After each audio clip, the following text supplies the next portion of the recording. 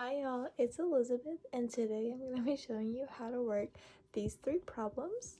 So, to start off with, we have the first one, which is going to be 5 over 4x minus 30 equals negative 50. So the first thing we're going to do is we're going to multiply everything by this 4. So we're going to multiply this and this. So then we're going to get 5x minus 120 equals negative 200. The next thing you're going to want to do is you're going to want to add 120 to both sides because we were trying to get our x by itself. So you're going to bring this 5x down. This cancels out. And then your answer here you're going to be left with is negative 80. Then you're going to divide both sides by this 5, leaving you with x equals negative 16. So that's our answer to number 1. The next one we're going to be doing is 5x plus 9 equals 4x plus 11. So to start this one off, we're going to start by getting our x's on one side and our other numbers on the other. So we're going to start with subtracting this 4x from both sides. This is obviously going to cancel out. You're going to be left with x plus 9 equals 11. So since we have to have an x on one side and another number on the other, we're going to subtract this 9 from both sides.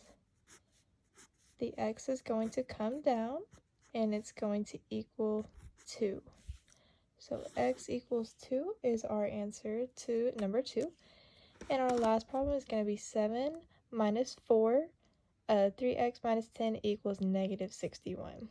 So with this one, the first thing we're going to want to do is we're going to want to distribute this negative 4 to the 3x and also to the negative 10.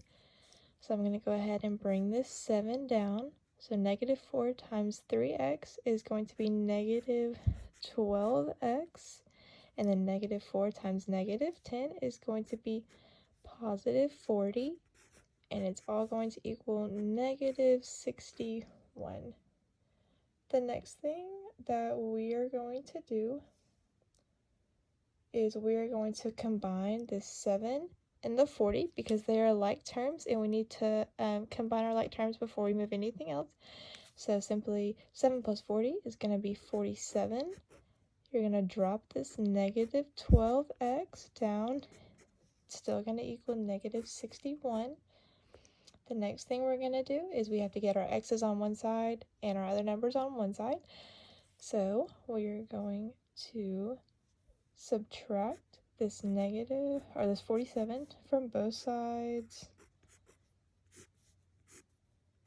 We are going to bring the negative 12x down, and that is going to equal negative 108.